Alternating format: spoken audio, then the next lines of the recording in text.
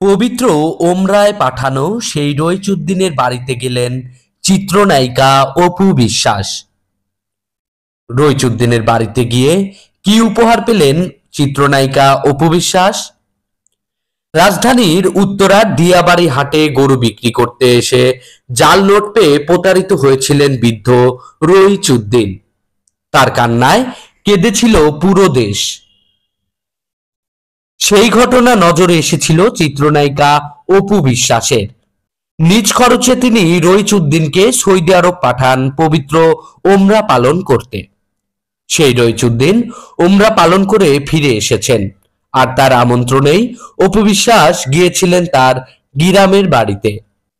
অপুর Facebook ID থেকে একটি লাইভ করা হয়, যেখানে অপু বিশ্বাসকে রইচুদ্দিনের বাড়িতে প্রবেশ করতে দেখা যায়। এ সময় তার সঙ্গে বেশ কয়েকজন ছিলেন। রইচুদ্দিনকে দেখা যায় অপু বিশ্বাসকে অভ্যর্থনা জানিয়ে বাড়িতে নিয়ে যাচ্ছেন। আশেপাশের মানুষজনও অপু বিশ্বাসকে দেখতে ভিড় জমাচ্ছেন। লাইভের ক্যাপশনে অপু বিশ্বাস লিখেছেন, রইচুদ্দিন চাচার সাথে সাক্ষাৎ। অপুর লাইভে মন্তব্য করতে দেখা গিয়েছে অনেক ভক্ত অনুরাগীকে। কেউ লিখেছেন, ভালোবাসার একটি মানুষ। কারো মন্তব্য, অনেক অনেক শুভেচ্ছা ও ভালোবাসা রইল, ভালো থাকুন। অপুকে ধন্যবাদ জানিয়ে কেউ লিখেছেন, আপনাকে অনেক অনেক ধন্যবাদ দিদি। অপু বিশ্বাসের জন্য দোয়া চেয়ে একজন লিখেছেন, মাশা আল্লাহ, আমাদের প্রিয় অপু বিশ্বাসের জীবনের সব অশান্তি বিপদ এই অছিলায় দূর হোক।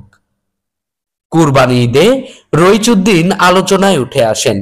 নাটোরের সিংড়া উপজেলার পাকুড়িয়া গ্রামের এই বৃদ্ধ উত্তরার দিয়াবাড়ি কুরবানির হাটে নিজের পোষা গরু বিক্রি করতে এসেছিলেন, কিন্তু এক প্রতারক ক্রেতার কাছ থেকে 1,23,000 টাকা পেলেও এর মধ্যে 1,21,000 টাকা ছিল জাল নোট।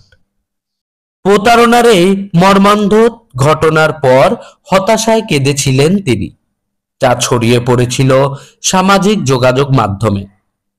এই ঘটনায় তার পাশে প্রথম দাঁড়িয়েছিল আলহাজ শামসুল হক ফাউন্ডেশন নামের একটি হিউম্যানিটেরিয়ান অর্গানাইজেশন।